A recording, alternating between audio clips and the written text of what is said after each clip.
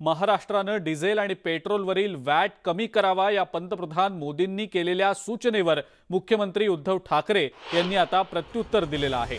महाराष्ट्राकडून केंद्राकडे सर्वाधिक कर दिला जातो, मात्र केंद्राकडून महाराष्ट्राला सापत्न भावाची वागणूक मिळत असल्याचं मुख्यमंत्री उद्धव ठाकरे यांनी म्हटलंय।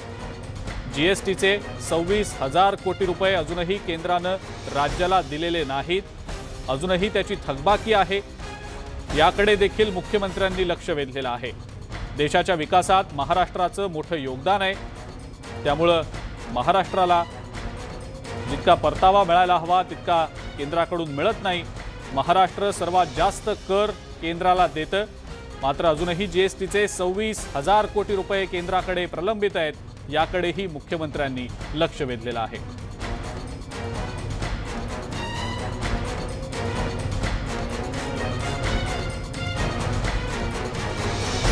मुख्यमंत्री उद्धव ठाकरे यांनी पंतप्रधान मोदींना टोला लगावलेला आहे। देशाच्या विकासात राज्याचं मोठं योगदान आहे। महाराष्ट्रासारख्या राज्याचं देशाच्या विकासात सर्वात मोठं योगदान आहे, त्यामुळे योगदान देणाऱ्या महाराष्ट्राला आर्थिक बाबतीत केंद्राकडून सापत्न वागणूक दिली जाते।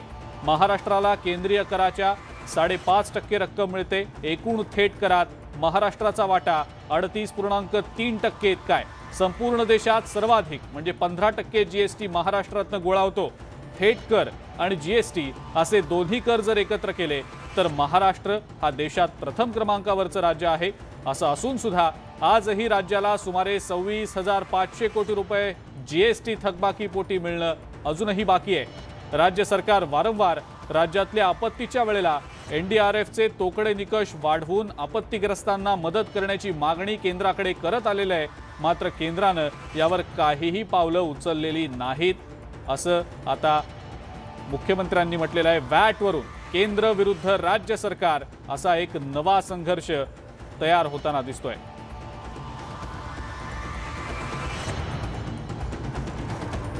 या सगळ्या संदर्भात अर्थ राज्यमंत्री शंभूराज देसाई यांनी नेमकी काय प्रतिक्रिया दिली आहे पाहूया।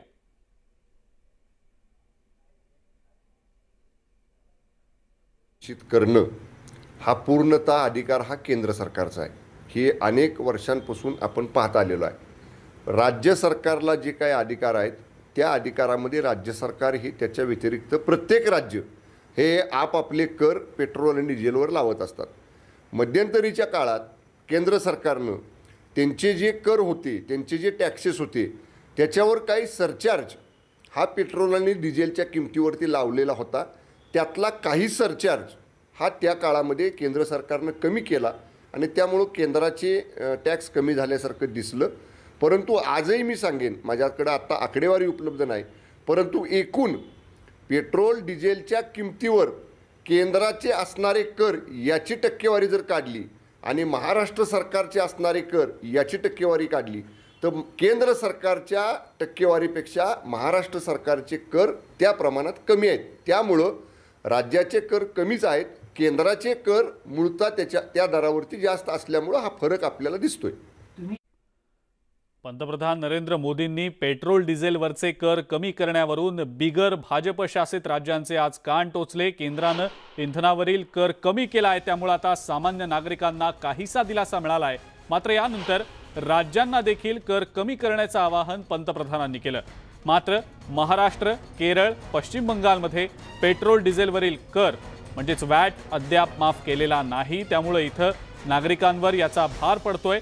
त्यामुळे या इंधनावरील कर माफ करण्याचं आवाहन पुन्हा एकदा पंतप्रधान मोदींनी या राज्यांना केलेलं आहे।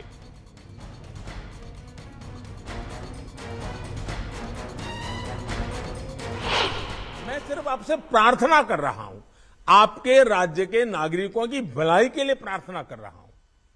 अब जैसे उस समय 6 महीने पहले कुछ राज्यों ने बात को माना, कुछ राज्यों ने नहीं माना।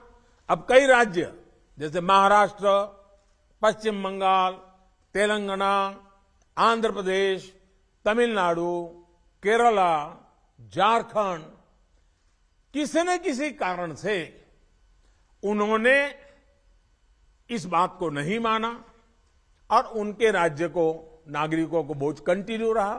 मुंबई में 120 से ज्यादा है। और जिन्होंने कटौती की, मुंबई के ही बगल में दीव दमन में 102 रुपया है। मुंबई में 120, बगल में दीव दमन में 102 रुपया।